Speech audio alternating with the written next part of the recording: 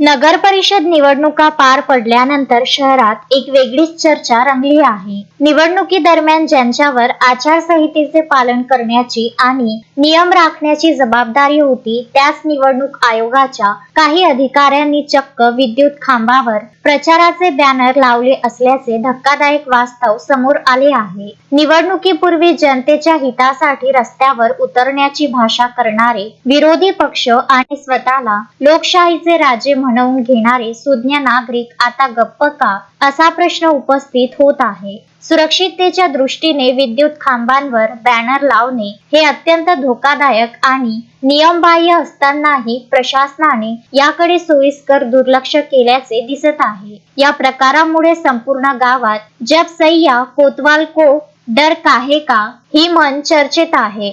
ज्यांनी कारवाई करायची त्यांनीच नियम मोडले तर दाद कोणाकडे मागायची, असा संतप्त सवाल जनता विचारत आहे. तर काही नागरिक निराशेने म्हणतात, आता निवडणूक झाली, जे व्हायचे ते झाले, तुमच्याकडून जे होत असेल ते करून घ्या. विद्युत खांबांचा असा चुकीच्या पद्धतीने वापर केल्यामुळे महावितरण आणि स्थानिक प्रशासन या दोषी अधिकाऱ्यांवर काय कारवाई करणार की या प्रकरणावर पडदा पडणार, याकडे आता सर्वांचे लक्ष लागले आहे. महेंद्र मिश्रा, विदर्भ न्यूज, बुलढाणा.